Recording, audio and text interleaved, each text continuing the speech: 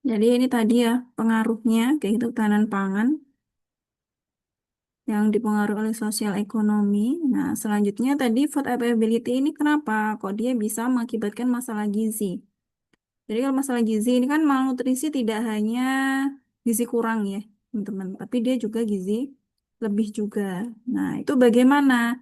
Jadi kalau misalkan food availability-nya, jadi secara productionnya, secara stoknya itu dia kurang nih ya, pasokan pangan rendah gitu, baik di tingkat daerah, nantinya juga akan di tingkat rumah tangga kayak gitu. Nah, asupan karena tersedianya terbatas ya di tingkat rumah tangga ya, otomatis yang dikonsumsi itu dia akan tidak sesuai dengan kebutuhan. Kalau misalkan dia konsumsinya tidak sesuai dengan kebutuhan dalam jangka waktu yang lama, nanti akan mempengaruhi status gizinya. Dia bisa kayak kurang energi kronis atau KIP, kurang energi protein. Jadi kita hubungan sama ini ya, PSG yang kemarin teman-teman sudah belajar mengenai kwashiorkor sama marasmus. Jadi dia defisit protein dan juga energi dalam jangka waktu kronis, dalam jangka waktu yang lama gitu. Apalagi kalau balita ataupun ibu hamil yang masuk kepada kelompok rentan yang mengalami kekurangan asupan. Nah, dia nanti akan pengaruh ke life cycle selanjutnya.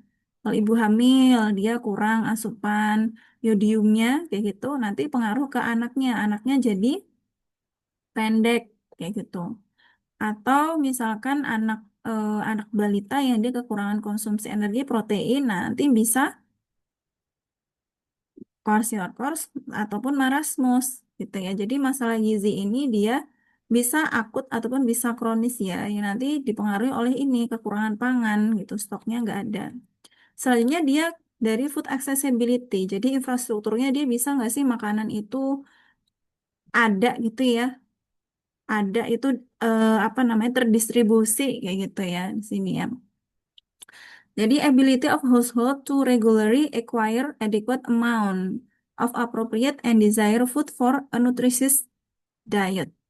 Jadi dia bisa nggak sih rumah tangga itu mengakses, menjangkau makanan tersebut. Kalau misalkan oh dia dia punya uang nih gitu ya, punya uang, ekonominya bagus ya gitu. Tapi untuk membeli makanan jembatannya rusak. Untuk membeli makanan penerangannya nggak ada.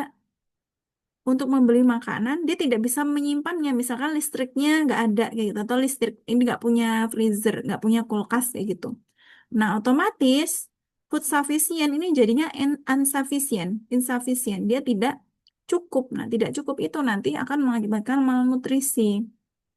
Gitu ya. Jadi ketersediaan tadi ya, ketersediaan itu dia bisa dipengaruhi sama akses atau sebaliknya. Karena tadi daerahnya ada, tapi ternyata untuk mengakses makanan tersebut rumah tangga gak bisa. Jalan rusak, atau dia banjir, atau misalnya nggak ada kendaraan, atau ternyata dia nggak punya kulkas untuk menyimpan dalam jangka waktu yang lama. Ke sana jaraknya juga jauh, tidak ada apa transportasi umum. Kalau misalkan pakai transportasi pribadi juga bensinnya lumayan mahal, jarak tempuhnya juga lama kayak gitu. Nah, itu accessibility gitu ya. Nah, ini ya. Jadi beberapa ini juga bisa mempengaruhi ya di sini ya, pendapatan rendah, daya beli rendah, pengetahuan rendah sama penyajian makanan yang tidak seimbang juga mempengaruhi malnutrisi dari accessibility ini. Nah, ini food utilization, bagaimana makanan itu bisa terabsorpsi. Makanan itu bisa menjadi tenaga buat kita, gitu ya. Bisa berimpact ke badan kita, gitu. Nah, ini juga kalau misalkan, ini ada beberapa faktor ya, yang dia mengakibatkan makanan tersebut itu tidak bisa dimanfaatkan secara optimal. Nah, kayak kemarin misalkan kita ngomongin anemia. Nah, konsumsi protein zat besi Indonesia ini kan lumayan rendah, dia masih di bawah ini ya, di bawah rata-rata ya, di bawah kebutuhan kayak gitu. Nah, itu juga sudah rendah dan juga dia konsumsinya itu bersamaan dengan zat yang menghambat penyerapan. Konsumsi makan bersamaan dengan teh, konsumsi makan dia bersama dengan kopi kayak gitu. Jadi di sini pengetahuan itu juga pengaruh. terkait dengan utility-nya. Selain itu cara penyimpanan ya, tadi saya mention di accessibility juga ya. Cara penyimpanan, nah itu juga ngaruh nih, dia jadi rusak gitu ya. Kalau misalkan dia, oh penyimpanannya harusnya kalau di apa di apa sayur gitu, misalkan sayur itu dia disimpannya di bagian bawah kayak gitu. Dia nyimpennya nggak di situ gitu atau dinyimpennya di luar gitu. Misalkan cara nyimpennya di luar. Nah, nanti kan dia akan layu, akan tidak segar. Otomatis mikronutriennya juga akan berkurang. Cara mengolahnya juga dimasak, ditumis itu kan akan ada penurunan makronutrien ataupun mikronutrien. Dia dimasak dikukus sama dimasak digoreng, otomatis penurunan zat proteinnya juga akan beda gitu ya. Terus budaya patriarki. Nah, ini biasanya kalau di tingkat rumah tangga laki-laki mendapatkan bagian yang banyak dagingnya dibandingkan perempuan. Jadi ibunya dapat kepala sama ayahnya dapatnya paha. Walaupun sama-sama satu ekor itu kan jumlah BDD-nya berarti apa dimakannya kan berbeda, otomatis protein yang didapatkan itu juga akan berbeda. Dia tertentu, nah ini strict gitu ya. Oh saya nggak makan ini, saya nggak makan, saya makannya cuma sekali aja dan itu pun nasinya cuma 1 sendok sama telurnya satu gitu dalam sehari kayak gitu. Atau saya benar-benar melakukan diet yang sangat ketat kayak gitu. Otomatis tubuh juga tidak bisa memanfaatkan makanan yang sudah ada kayak gitu. Yang harusnya di rumah tangga itu tadi ya, availability-nya bagus, accessibility-nya bagus, tapi dia nggak mau makan karena diet gitu. Selanjutnya sanitasi, kebersihan, ini juga ngaruhnya ke pencemaran ya. Jadi dia bisa diare, jadi pemanfaatannya juga nggak maksimal kayak gitu. Pola asuh, nah pola asuh ini terkait dengan cara pengolahan juga ya teman-teman ya atau pemberian makan yang misalkan MPASI kayak gitu ya ataupun ASI kayak gitu. Oh dia MPASI-nya kalau untuk anak yang di atas 6 bulan ya 7 sampai 8 bulan ini masih cairnya cair kental kayak gitu. Tapi kalau misalkan ibunya tidak punya pengetahuan, nah, pola asuhnya bisa jadi salah. Dia memberikan makanan yang teksturnya sama dengan makanan keluarga, otomatis tidak bisa termanfaatkan dengan optimal, malah anaknya bisa diare karena dia belum mampu untuk mencerna. Mampu sih mencerna ya, tapi lebih lebih harus lebih harus lebih kayak gitu mencernanya kayak gitu karena lambung bayi pencernaan bayi itu kan belum mampu gitu ya mencerna makanan yang sama kayak gitu ya dengan orang dewasa yang dia usia 7 sampai 8.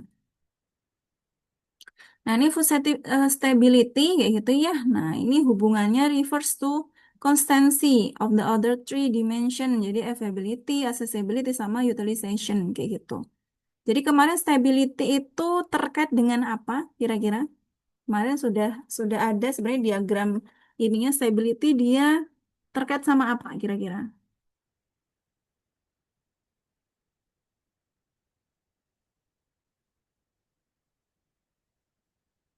Apa? Stability itu faktor-faktor yang makro ya. Jadi apa saja kira-kira?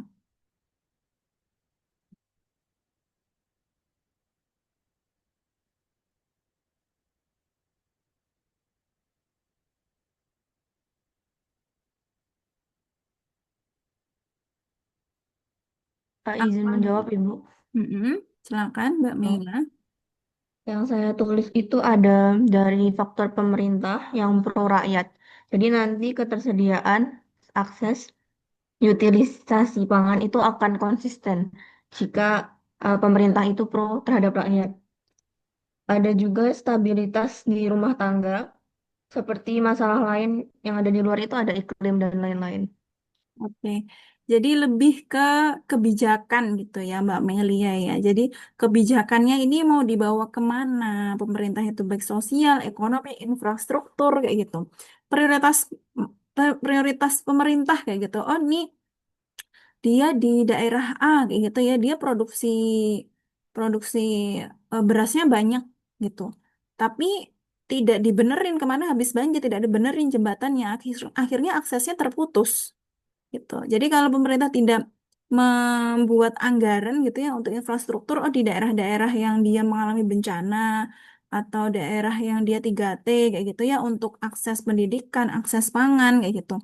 Itu anggarannya sedikit kayak gitu atau tidak memprioritaskan ke sana, nah otomatis tiga hal ini ya gitu, availability, accessibility sama utilization itu tidak ada kayak gitu ya, tidak ada gitu. Salah satu aja yang nggak ada misalkan akses kayak gitu, itu juga akan mempengaruhi availability di tingkat mikronya, di tingkat rumah tangga kayak gitu.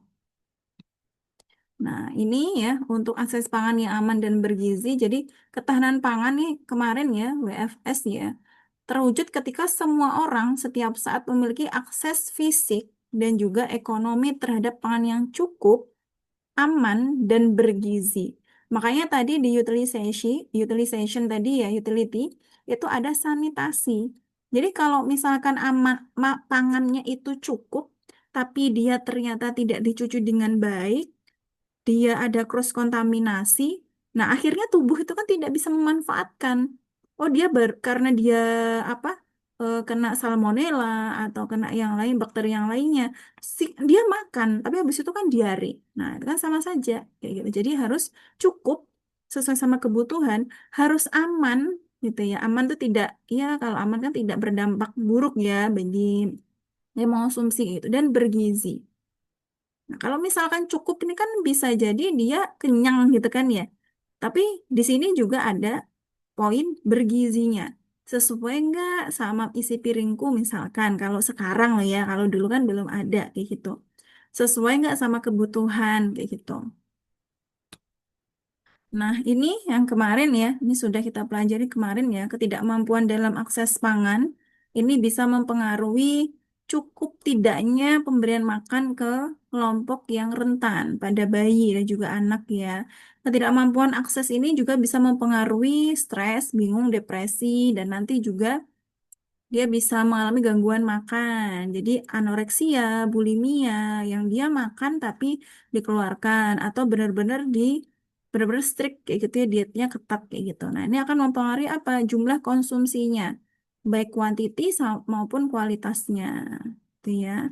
Nah, ini jumlahnya ini konsumsian jumlah maupun kualitas ini juga akan mempengaruhi apa? Tingkat kecukupan energi, protein, karbohidrat, dan juga lemak yang dikonsumsi dan juga mikronutrien lainnya kayak gitu ya. Kalau yang ini gangguan pangan, di sini gangguan pangan, di sini dia kualitas sama kuantitinya kan dia kalau yang gangguan pangan yang dia memuntahkan ya bisa jadi makanannya cuma sedikit banget ya yang masuk ke dia kayak gitu.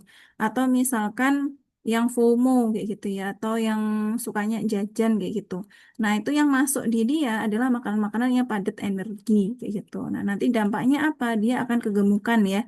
Terus kalau yang ini yang dia tidak cukup ngasupnya, yang tidak cukup asupannya, nanti akan ke kekurangan zat gizi kayak gitu ya, stunting, wasting ataupun gizi kurang lainnya.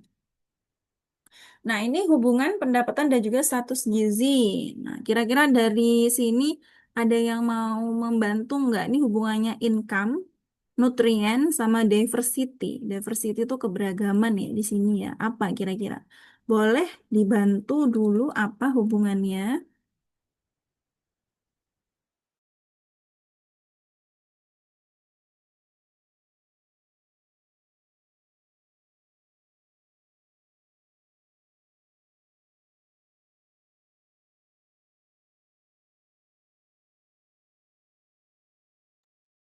Ya kalau nggak ada kita tunjuk ya yang off cam.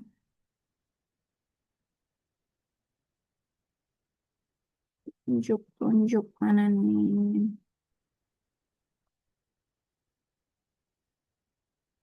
Mbak Rania Fadlila. Mbak Rania, silakan Mbak Rania. Coba dibantu ya. Nggak apa-apa.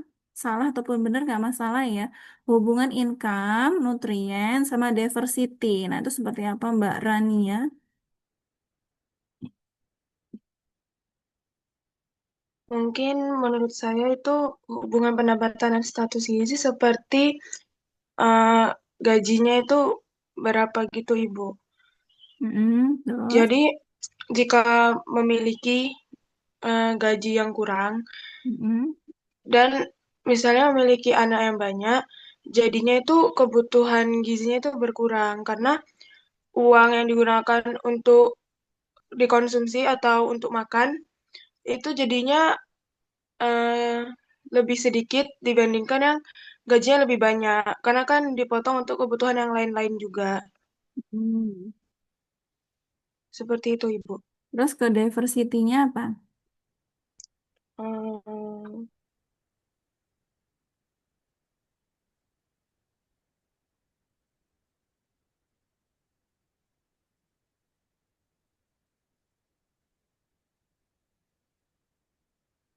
kalau itu masih kurang paham, Ibu.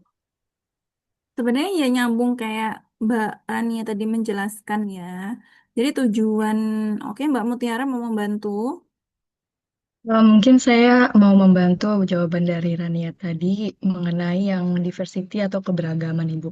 Jadi kalau misalnya pendapatannya kurang ataupun keluarganya banyak gitu kan, tapi pendapatnya kurang, dia itu membeli makanan itu kayak tidak beragam, Ibu. Jadi kayak misalnya belinya tempe doang, dan itu buat dibagi ke beberapa anggota keluarga seperti itu mungkin, Ibu. Oke, terima kasih Mbak Mutiara. Jadi kalau pendapatannya kurang, tujuan makan itu jadi berbeda ya, teman-teman ya. Tujuan makan itu kenyang sama dia memenuhi kebutuhan, ya itu kan berbeda. Kalau kenyang, pasti yang dibeli tuh ya udah kita keluarganya, anggota keluarganya banyak, ya udah kita makan nasi sama telur dibagi berapa orang sesuai sama jumlah anggota keluarga. Yang penting nasinya banyak. Nah, itu kan nggak diversity, gitu ya. Tujuannya sudah berbeda, gitu. Atau juga pengetahuannya itu nggak bagus, income-nya bagus, tapi pengetahuannya nggak bagus gitu ya. Jadi punya banyak uang, tapi dia untuk konsumsi ya udah kita nasi sama ini deh, kita nasi sama ayam goreng gitu aja ya udah sayurnya nggak usah karena ini nggak suka pada nggak suka kayak gitu. Nah itu kan juga nggak ada diversity-nya gitu keberagamannya. Nah nanti ngaruh ke nutrien yang masuk ke tubuh gitu ya. Nah, ini tadi ya, jadi kuantiti sama kualitas di sini. Jadi kalau misalkan kita nggak bisa beli gitu ya, nggak bisa beli karena income-nya sedikit, nggak bisa beli protein hewani atau protein nabati atau sumber yang lainnya, tentu nutrien yang masuk ke tubuh kita itu juga akan berbeda gitu. Karena banyak sedikitnya tadi kan, banyak sedikitnya ditentukan ditentukan dari kuantiti sama quality dari nutrien dari makanannya gitu ya. Kalau makanannya sumber sumber energi, sumber karbohidrat, sumber protein dan lain-lain itu juga masuk ke tubuh itu akan lebih optimal. Mereka akan bekerja berfungsi secara optimal. Oh, dia karbohidrat untuk tenaga, oh dia protein untuk memperbaiki jaringan kayak gitu ya. Selanjutnya, jadi ini komponen distribusi dan akses pangan. Di sini ada akses ekonomi. Jadi dari pendapatan, kesempatan kerja, dan juga harga pangan. Jadi akses ekonomi itu seberapa bisa kita mendapatkan uang gitu ya. Atau ya pendapatan, mohon maaf ya, akses ekonomi ini dia dipengaruhi oleh pendapatan, kesempatan kerja, sama harga pangan kayak gitu. Nah, misalkan sekarang kesempatan kerja itu semakin sedikit, gitu ya, atau istilahnya enggak, ya ada perbedaan ya, karena memang sekarang banyak inflasi kayak gitu ya, banyak pengurangan SDM ya di berbagai perusahaan kayak gitu. Jadi kesempatan kerja ini dibuka oleh swasta maupun negeri itu ya nggak banyak kayak gitu, otomatis dia akan mempengaruhi apa ekonominya dia, pendapatannya dia kayak gitu ya. Terus harga pangan juga ya, harga pangan yang tinggi, harga pangan yang pas waktu Lebaran, nah itu juga akan mempengaruhi akses ekonominya, dia nggak bisa beli-beli barang gitu, jadi harus nunggu. Tapi kalau nunggu nanti nggak bisa dapat momennya, misalnya pas waktu Lebaran nggak bisa makan ayam kayak gitu. Jadi prioritasnya itu juga salah satu prioritasnya karena makan itu bukan bukan apa ya, bukan, bisa jadi bukan prioritas pertama. Misalkan kalau untuk individu ya, oh saya prioritas pertama itu pokoknya rokok gitu misalkan. Jadi untuk konsumsi makan itu bukan prioritas utama. Nah, itu kalau individu ya, kalau rumah tangga itu pasti pertimbangannya beda gitu ya. Nah, nanti akses ekonomi itu dia akan mempengaruhi ke apa? Distribusi sama aksesnya. Oh, dia punya uang nih, punya uang. Akhirnya dia untuk beli makanan, nah itu dia akan bisa gitu. Nah, distribusi sama akses pangan ini juga dipengaruhi oleh akses fisik ya dari infrastruktur. Jadi accessibility di sini infrastruktur, apakah dia di pedesaan, di remote area, atau dia di perkotaan. Kalau di perkotaan itu kan mall-mallnya banyak gitu ya, atau dia misalkan untuk pasar itu pasarnya banyak melijonya yang eh, pedagang yang dia ke apa rumah tangga yang ngider barang itu ya pakai motor itu namanya melijo ya. Nah, itu juga banyak kayak gitu. Jadi lebih mudah aksesnya. Kalau di pedesaan harus ke pasar. Sebenarnya kalau sekarang melijo itu sudah ada ya di Pak di pedesaan ya. Tapi kalau tadi infrastrukturnya tuh nggak bagus, jalannya nggak bagus, ya melijonya nggak mau ya sampai ke daerah tersebut kayak gitu. Nah, selanjutnya, distribusi ini dipengaruhi oleh akses sosial juga, preferensi pangan. Ini pernah kita bahas di pertemuan selanjutnya, sebelumnya.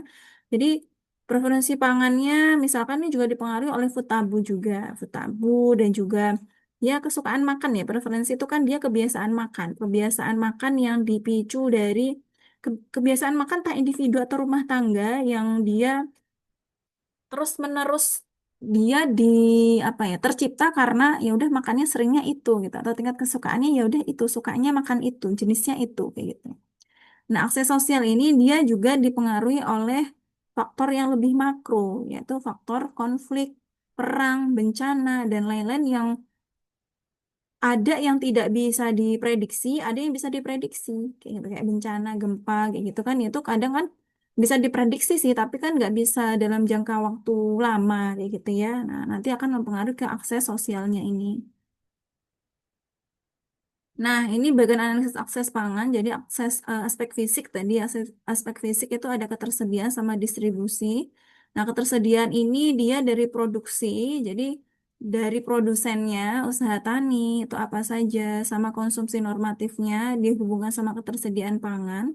Nah, untuk distribusinya ini adalah bagaimana infrastrukturnya. Bahan tersebut itu bisa didapat oleh orang lain, bisa terakses oleh orang lain, ya, terdistribusi ke orang-orang itu bagaimana infrastrukturnya, pencahayaannya, jalannya, jembatannya, kayak gitu, penerangannya, kayak gitu ya. Jadi di sini dilihat adalah persentase desa yang tidak dapat dilalui. Nah, ini kalau jalannya rusak, jalannya nggak ada, atau jalannya putus, jembatannya putus, ya ini nggak bisa dilalui, kayak gitu ya.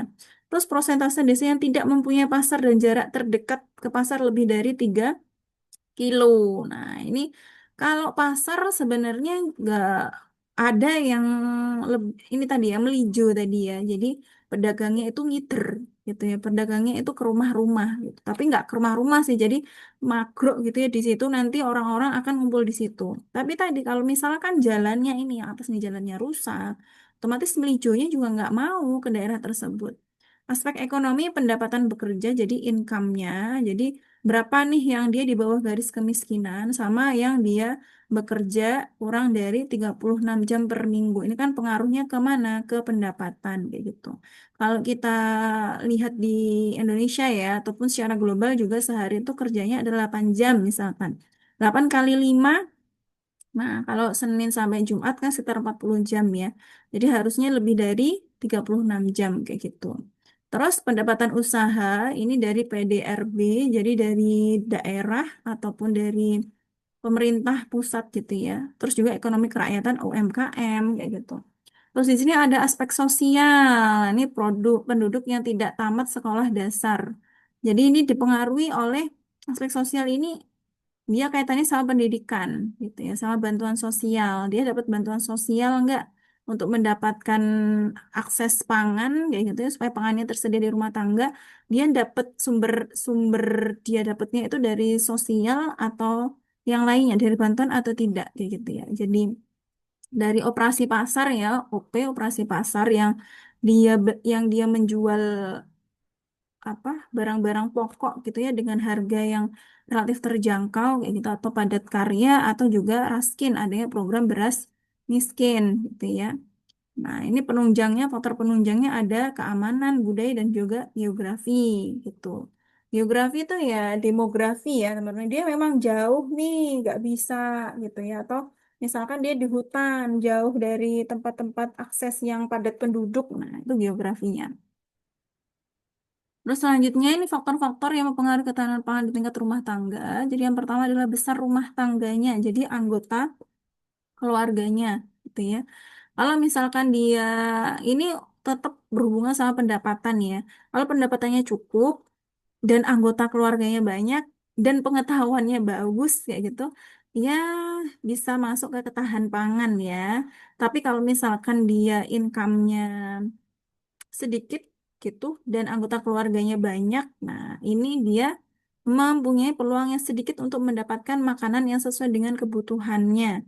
Gitu. Makanya di sini ada rumah tangga kecil, rumah tangga besar, kayak gitu. Kalau besar, otomatis tadi makannya nggak sesuai sama kebutuhan dia. Gitu. Pendapatan rumah tangga. Jadi ini sebenarnya saling berkaitan ya, teman-teman ya. Pendapatan rumah tangga semakin tinggi pendapatan, daya belinya meningkat. Tapi biasanya semakin tinggi pendapatan, prosentase biaya yang digunakan untuk makanan, nah itu dia lebih rendah kayak gitu. Karena pendapatannya udah tinggi duluan gitu ya. Terus pengeluaran pangan, semakin kecil proporsi pengeluaran pangan, nah ini semakin tahan pangan kayak gitu. Nih seperti yang saya sampaikan tadi, kalau dia income-nya tinggi, nah proporsi untuk mengeluarkan uang untuk pangan itu akan semakin sedikit gitu ya. Jika prosentasenya itu lebih dari 60% untuk pangan, nah ini masuknya adalah rawan pangan. Jadi hampir setengah lebih ya digunakan untuk pangan. Sebentar ya, baterai saya mau habis.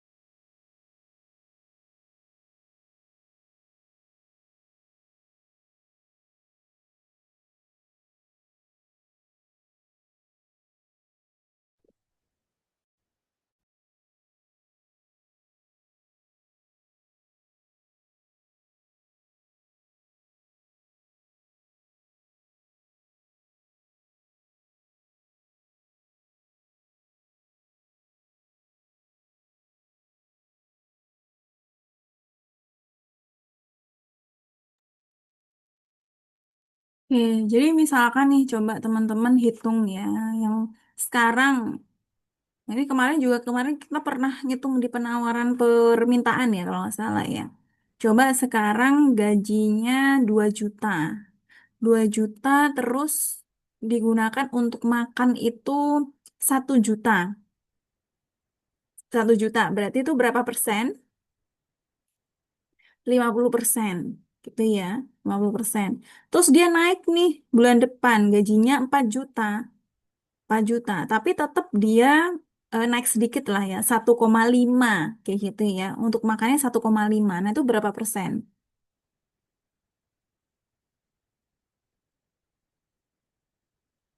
4 juta terus dia 1,5.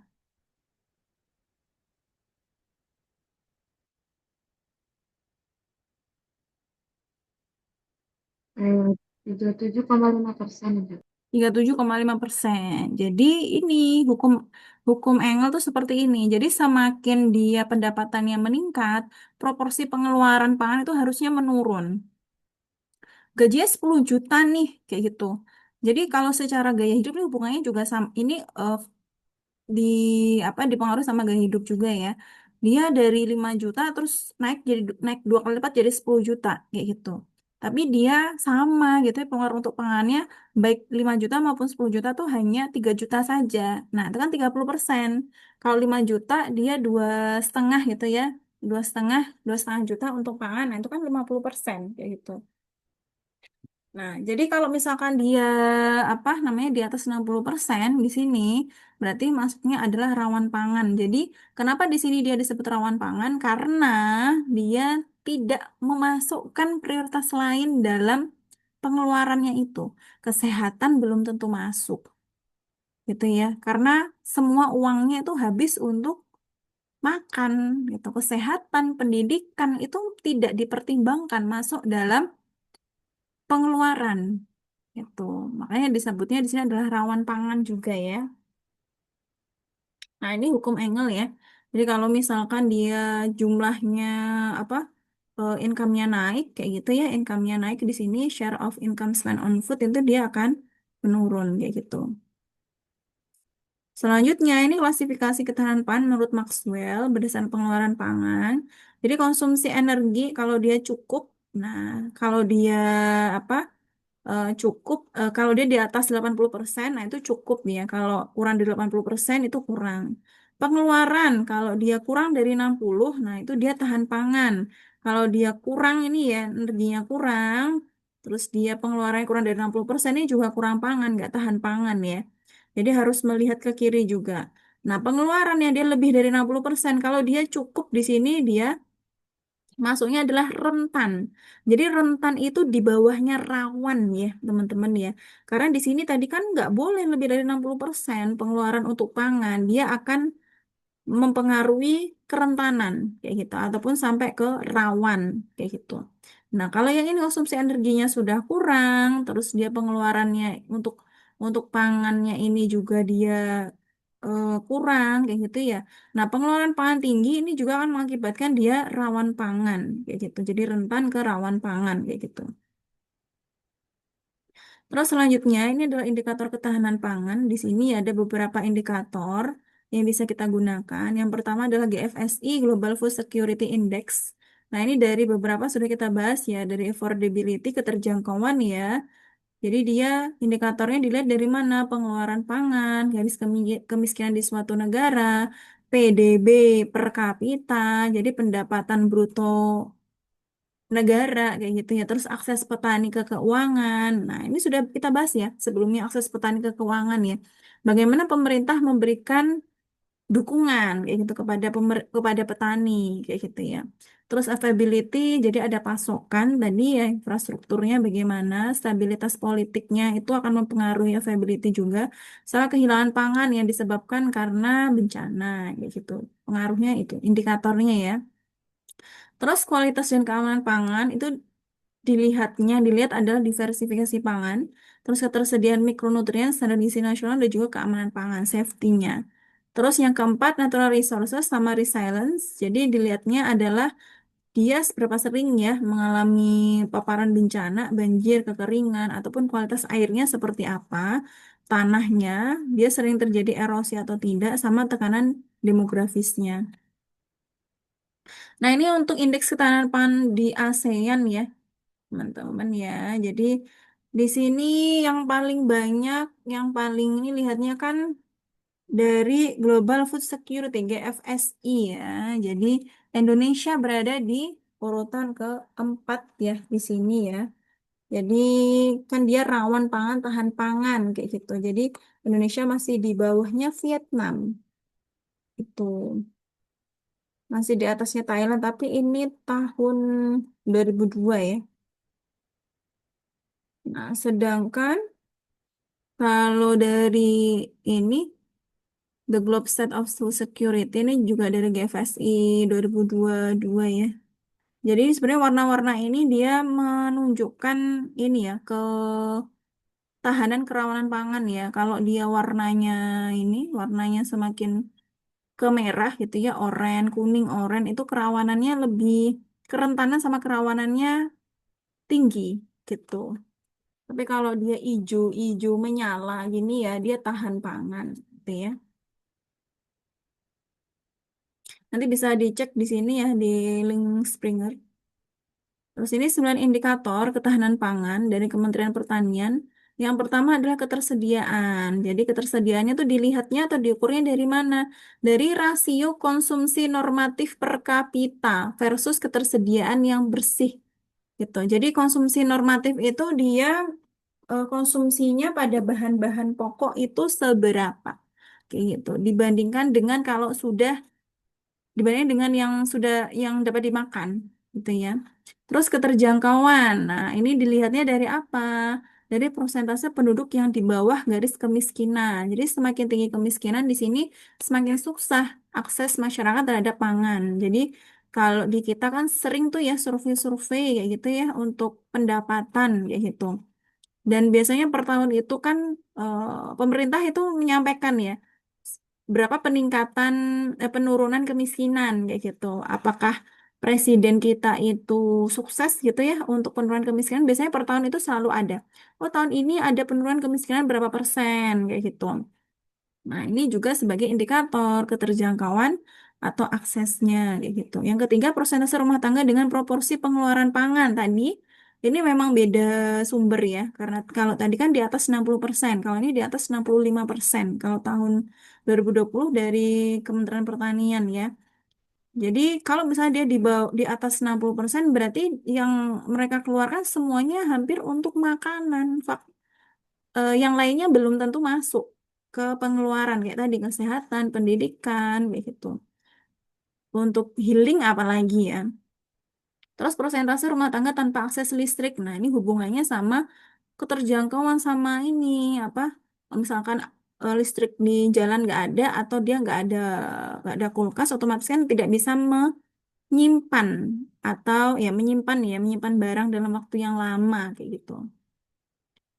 Selanjutnya pemanfaatan utility-nya. Jadi persentase rumah tangga tanpa akses air bersih. Nah, tadi ya utility itu faktornya adalah hygiene sanitasi gitu. Kalau kalau ada salmonella kayak gitu otomatis yang masuk ke kita, makanan yang masuk kita akan keluar lagi karena kita diare gitu ya. Terus rata-rata lama sekolah perempuan, nah hubungannya sama apa kira-kira? Sama pengetahuan. Nah ya, kalau ibu kita ya kita ya nanti ya sebagai ibu nanti tidak punya pengetahuan dalam mengolah makanan gitu. Oh nanti ini ada cross kontaminasi kita nggak tahu cross kontaminasi. Kita nggak tahu cara menyimpan gitu ya. Oh kalau buah itu disimpan buah alpukat misalnya disimpannya di kulkas apa di luar ya kita nggak tahu. Oh kentang disimpannya di luar atau di dalam ya. Terus ayam itu kalau di chiller itu tahan berapa lama kita nggak tahu. Nah, otomatis kemanfaatannya ke tubuh kita juga bisa jadi nggak optimal karena rusak dia atau dia sudah ada bakterinya kayak gitu sebelum diolah gitu ya.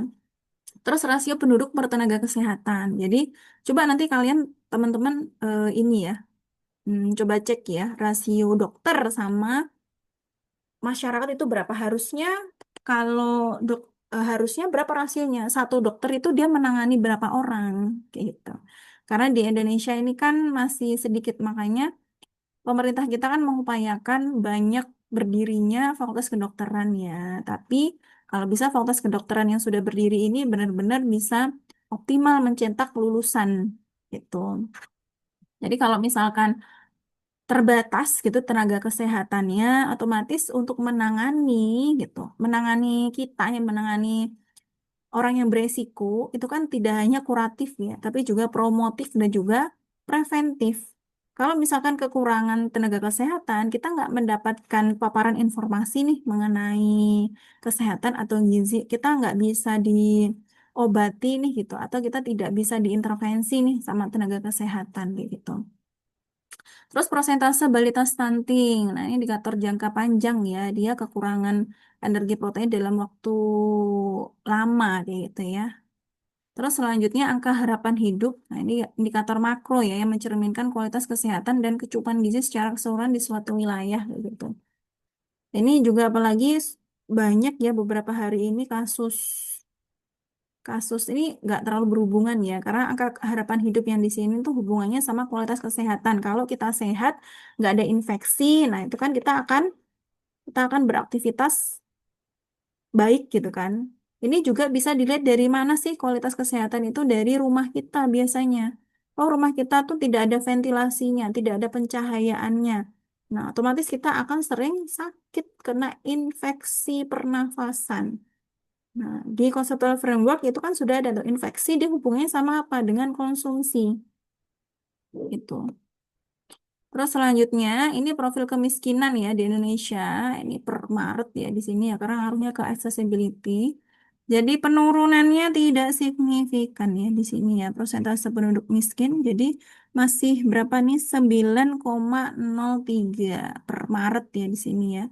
Maret 2023 itu 9, berapa nih?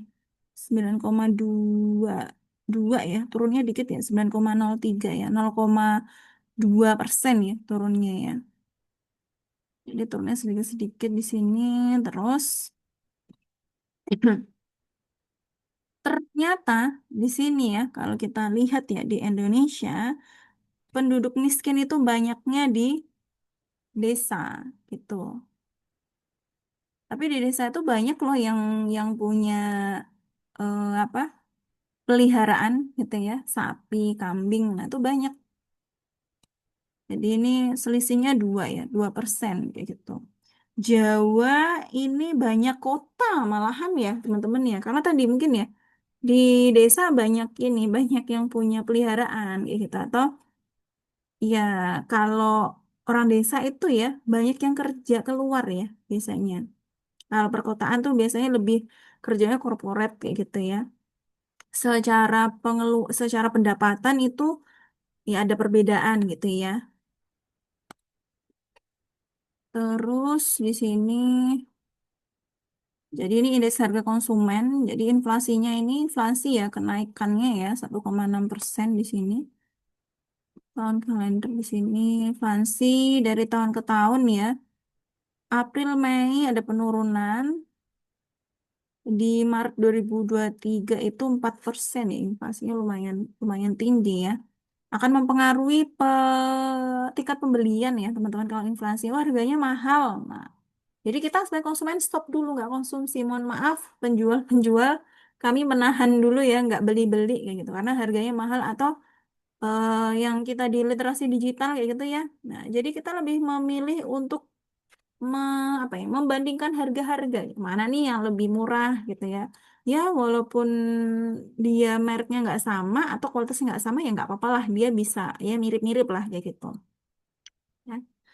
Ini kabupaten kota di sini inflasinya Jawa mana Jawa Jawa Jawa nggak ada ya. Jadi ada yang paling banyak itu di Kabupaten Nabire ya di sini ya inflasinya tertinggi ya 7,58%. Nah, ini rata-rata pengeluaran per kapita sebulan di Indonesia.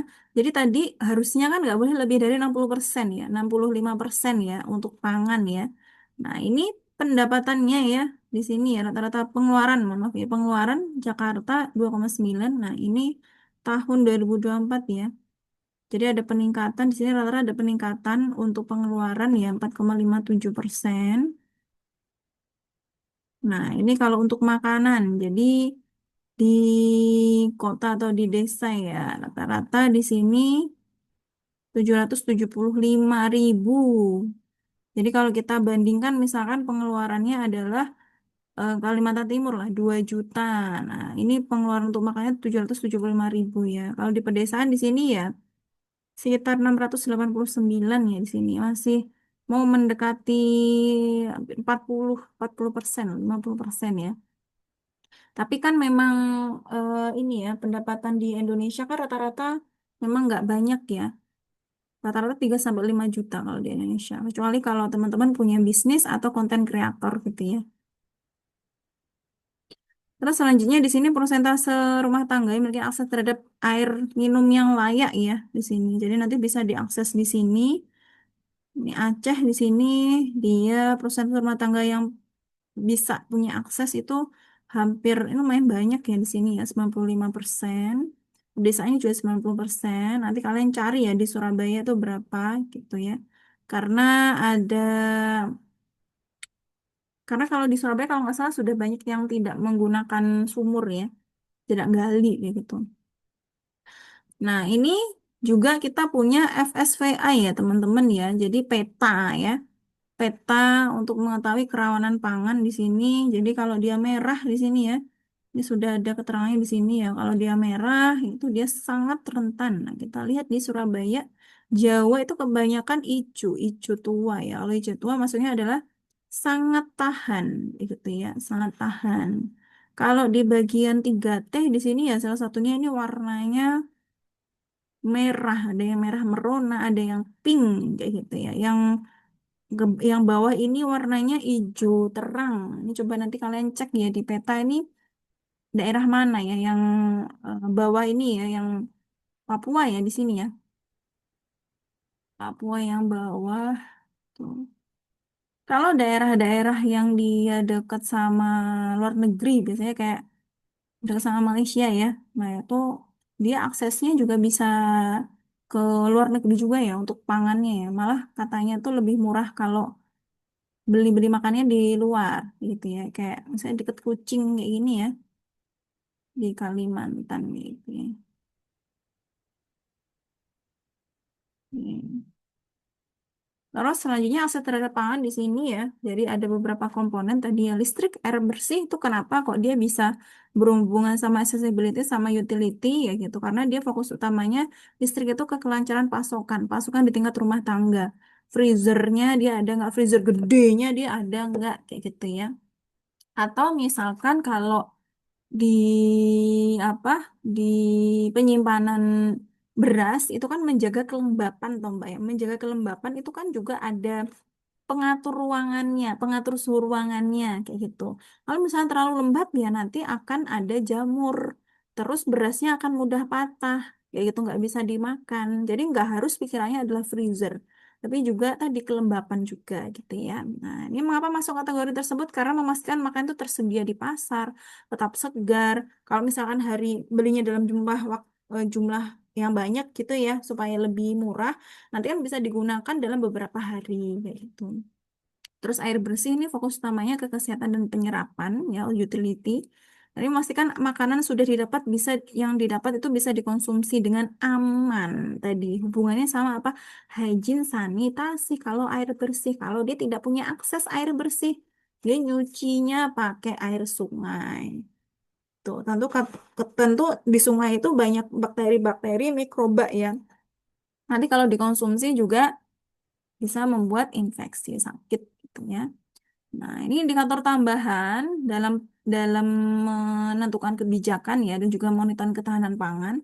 Jadi yang pertama adalah ketersediaan energi minimal 2.200 kilokalori per kapita per hari. Ini sama kayak tadi ya. Kayak energi itu di atasnya 80% atau di bawahnya 80% gitu.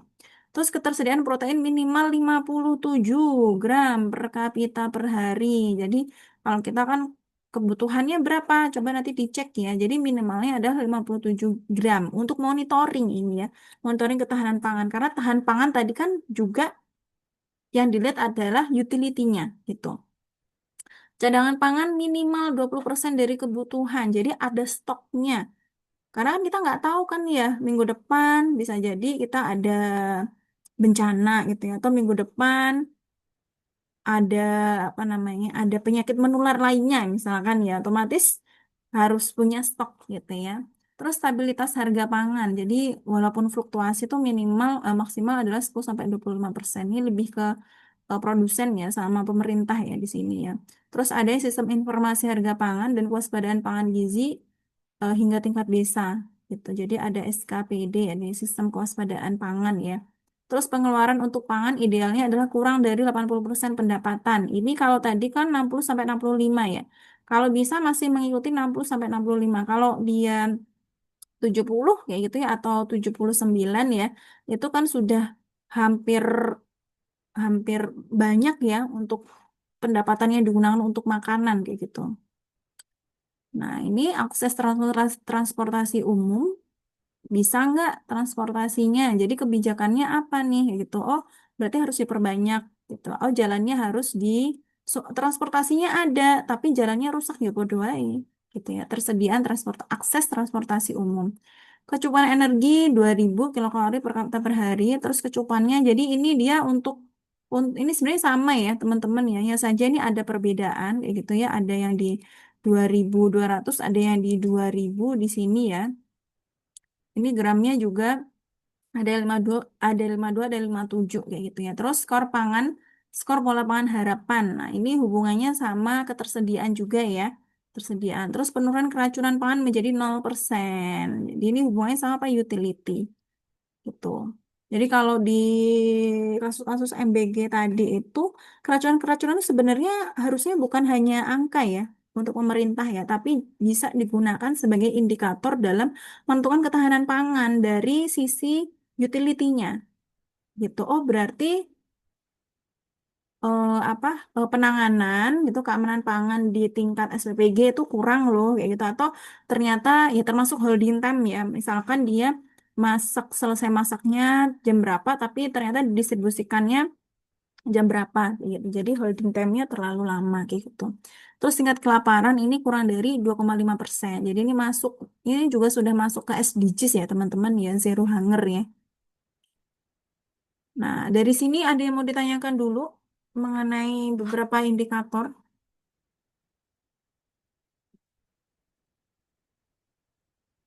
Oke, kita lanjut ke penilaian ketahanan pangan ya di sini ya. Jadi ini beberapa level dari food security, mulai dari individual, household, nasional, sama underlying condition yang dia bisa mempengaruhi nasional, household maupun individual kayak gitu ya.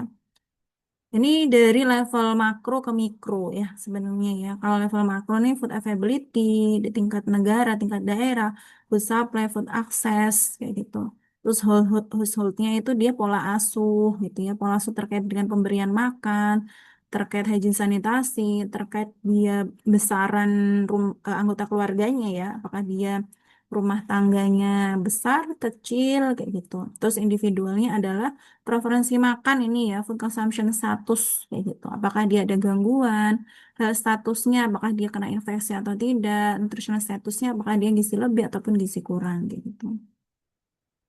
Nah, ini beberapa penilaian ketahanan pangan, kayak gitu ya. Kalau United States, di US itu pakainya adalah USHFSSM, jadi Household Food Security Survey Module. Ini juga bisa pakai HAVIAS ya, Household Food Insecurity Access Scale atau HHS, Household Hunger Scale. Nanti ada contohnya ya. Instrumen lainnya bisa pakai HDDS atau IDDS. Jadi HDDS, IDDS ini dia didapatkannya dari eh, instrumen 24 hour recall kayak gitu. Jadi kalau kita menilai konsumsi pangan pakai pakai recall ya, pakai 24 hour recall ataupun pakai kalau HDDS IDDS itu pakai 24 hour recall ya. Jadi setelah kita interview kayak gitu, setelah kita interview konsumsi pangannya menggunakan 24 hour recall baru nanti kita cek keragaman pangannya. Kita biasanya checklist ya, oh dia konsumsi ada pengkategoriannya ya. Oh dia kategori daging, dia masuknya ke apa gitu. Oh seafood atau ke telur kayak gitu. Jadi ada pengelompokannya kayak gitu. Atau Coping Strategy Index dan juga pola pangan harapan kayak gitu. Nah ini instrumen lainnya ini tidak menilai statusnya ya. Kalau statusnya ini bisa yang atas ya. Jadi ini hanya keberagaman pangannya sama pangan harapannya. Nah, ini contoh dari yang USHFSSM. Jadi di sini ada beberapa pertanyaan ya.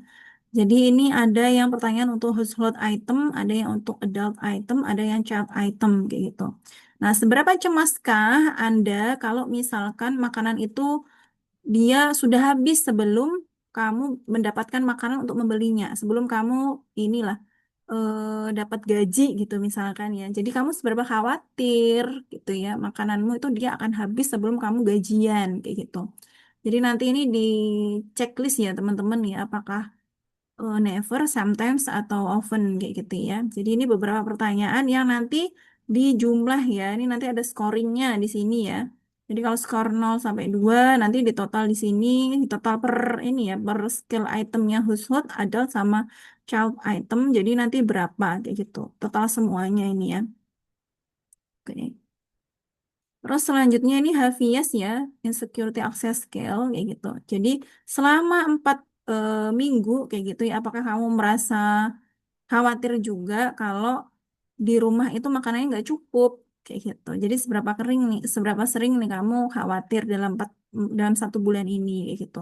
Nah, ini ada rarely, sometimes sama often ya. Di sini frekuensinya oh dia cuma sekali nih atau cuma 2 kali ya merasa khawatir ya kayak gitu. Atau dia sering banget gitu ya. Dia hampir 10 kali merasa per minggu tuh selalu khawatir gitu ya. Jadi masuknya adalah skornya 2 kayak gitu. Ini beberapa questionnya. Ini HHS ya, Household Hunger Scale. Ini contohnya dalam sebulan ini, apakah kamu tidak makan kayak gitu ya, tidak makan apa nih? Was there ever no food to eat of any kind in your house because of lack of resources to get food? Jadi kamu pernah nggak makan sama sekali nggak kayak gitu karena kekurangan sumber pangan kayak gitu. Kalau misalkan dia nggak merasa kekurangan, berarti dia lanjut ke pertanyaan kedua kayak gitu. Karena pertanyaan kedua tuh seberapa sering kamu nggak makan gitu, karena nggak ada makanan. Baru nanti lanjut ke pertanyaan selanjutnya. Nah ini HDDS seperti yang saya sampaikan ini ada pengelompokan. Nah kalau yang ini dia householdnya rumah tangga. Jadi ada 16 kelompok ya. Ada 16 kelompok pangan. Jadi nanti didapatkannya dari mana? Dari 24 hour recall. Jadi kalau misalkan kalian, oh saya konsumsi nasi. Nasi itu masuknya ke mana nih? Nasi ke sereal atau ke nomor 2 kira-kira? Ke nomor 1 ya. Nasi itu ke sereal kayak gitu. Terus saya konsumsi ini. Susu kayak gitu ya. Oh, berarti masuknya adalah kategori 13 kayak gitu. Nah, nanti ini ada ini ya, ada interpretasinya kayak gitu. Interpretasinya tuh biasanya dia kemarin interpretasinya tuh ada 3 kategori ya. Dia rendah, sedang, atau dia keragamannya bagus ya gitu, baik kayak gitu. Biasanya dirata-ratain ya di sini karena ini jumlahnya adalah 16. Berarti berapa tuh? Kalau sepertiganya 16 bagi 3 berapa? 3 sampai 4 ya. 5 ya, 4 sampai 5 ya. Bagi 3 berapa? 5 ya. Jadi 4 sampai 5 kayak gitu ya. Itu dia kurang kalau nggak salah nih. Saya lupa ya. Jadi nanti ada 3 kategori ya. Kita belajar di ini di PKP ada juga ya, pilihan konsumsi pangan ya. Selanjutnya ini yang saya sampaikan tadi. Jadi dimensi dari food security itu dia dari makro, meso, sama mikro. Kalau makro itu dia pakainya NBM neraca bahan makan kayak gitu atau FBS ya namanya food balance sheet kayak gitu ya. Jadi itu melihat pangannya itu sumbernya dari impor, dari ekspor, terus dia produksi dalam negeri, terus dia makanan yang hilang karena makanan yang dikonsumsi oleh hewan atau memang dia hilang kayak gitu ya selama hilangnya karena kerusakan kayak gitu. Nah, kalau meso ini skalanya dia ke provinsi, kota dan juga desa ya. Jadi lihat itu ketahanan pangan tingkat provinsi, kota dan desa. Sedangkan kalau mikro itu tingkat rumah tangga dan juga individu nih lihatnya dari apa? Tadi HDDS maupun IDDS gitu ataupun FCS ya, Consumption Score kayak gitu. Ini hanya beberapa saja ya, tadi yang kita contohkan ya, nggak semuanya ya untuk indikatornya karena nanti kita bahas di pertemuan selanjutnya. Nah, NBM tadi ya, NBM itu tingkat regional, jadi tingkat nasional ya di sini ya. Nah, ini tabel yang menunjukkan ketersediaan pangan suatu negara. Jadi nanti di mata kuliah PKP kalian akan akan turun lapang ya teman-teman ya, akan turun lapang, interview makanan dan akan mengerjakan NBM sama PPH gitu, neraca bahan pangan dan juga pola pangan harapan. Nah, ini yang dilihat adalah apa penyediaannya, produksinya, cadangannya, stok tahun sebelumnya ada atau tidak, terus dia impor ekspornya, terus penggunaannya, jadi yang keluar, konsumsinya berapa, yang digunakan untuk pakan berapa, yang hilang kayak gitu karena kerusakan kayak itu tuh berapa, yang untuk bibit berapa, yang untuk industri makan itu berapa kayak gitu. Outputnya ini nanti, jadi bisa lihat ketersediaan per kapita, bisa mengetahui rata-rata konsumsi energinya berapa, protein berapa, lemak berapa, gitu ya. Nah, ini contohnya di sini ya, ini tabel NBM ya, teman-teman. Ini nanti kalian kerjakan ya waktu PKP ya. Sini ya. Jadi ini ada pengelompokan, ada beberapa pengelompokan ya. Nanti bahan pangannya, jadi nanti ditulis di jenis bahan makanan yang sebelah kiri yang nomor 1. Nah, sebelum ke masalah, ada yang mau ditanyakan terlebih dahulu ya materinya?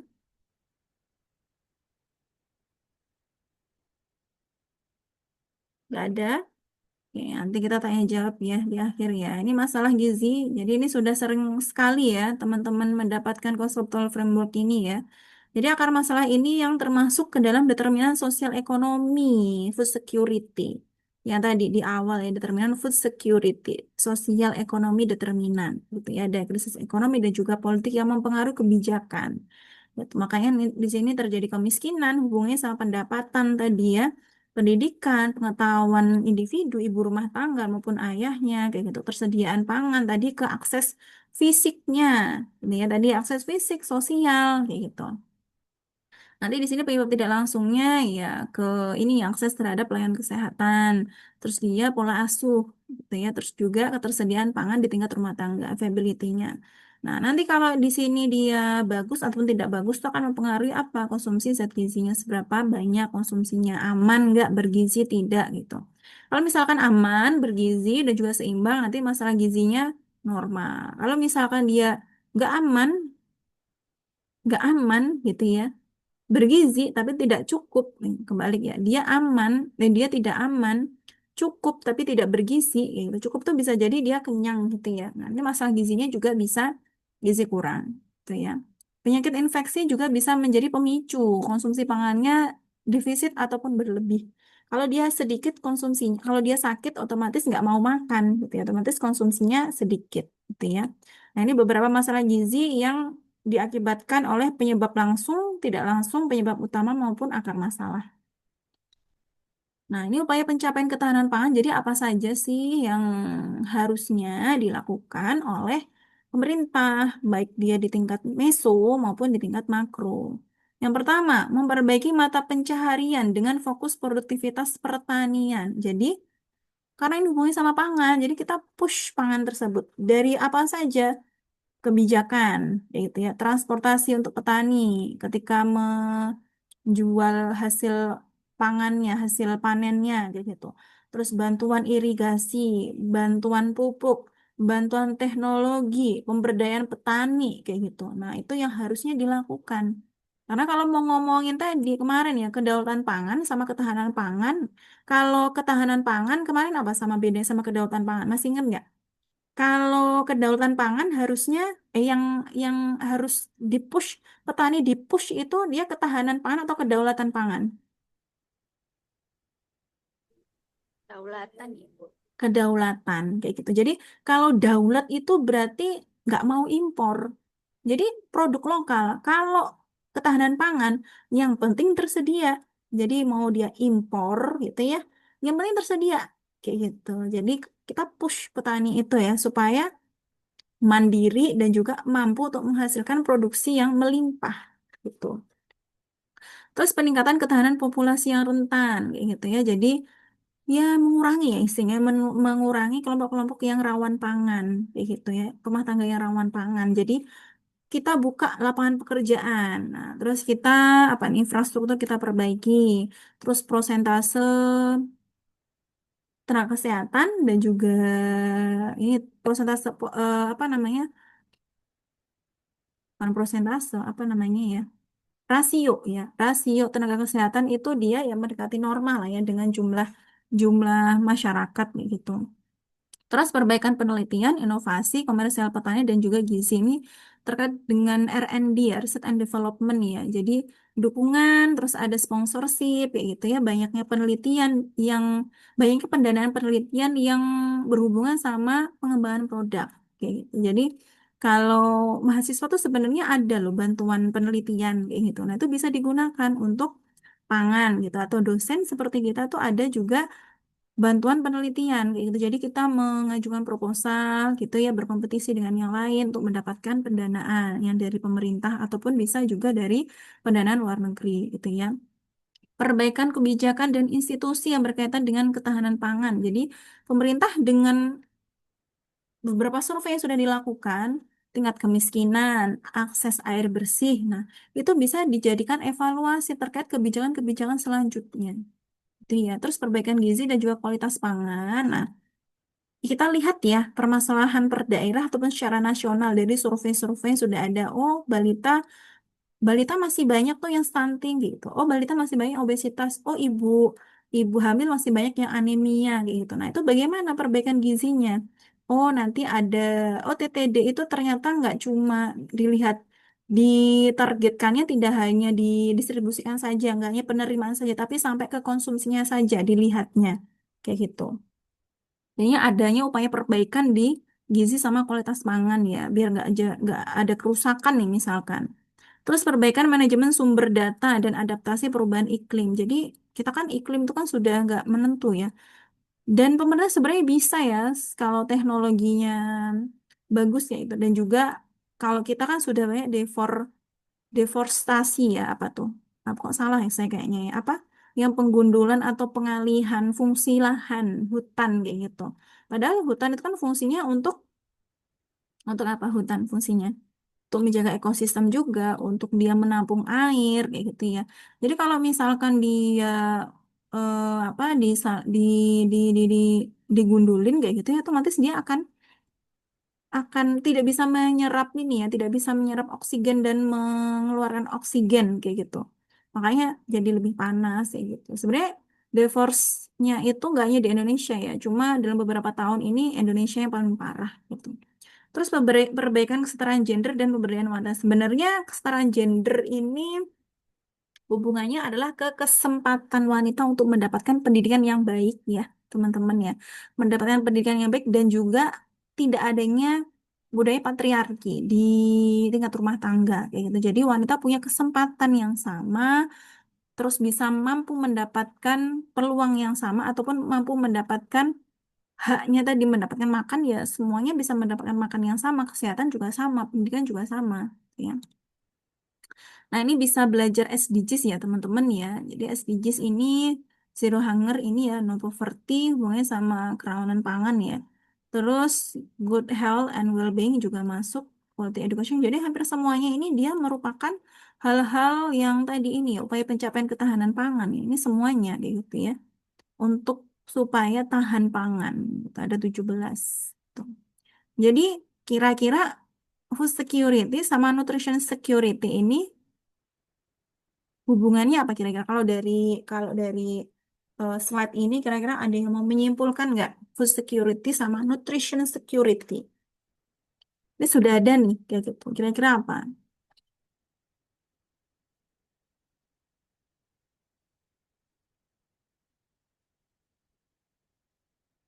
Coba dibaca kira-kira apa?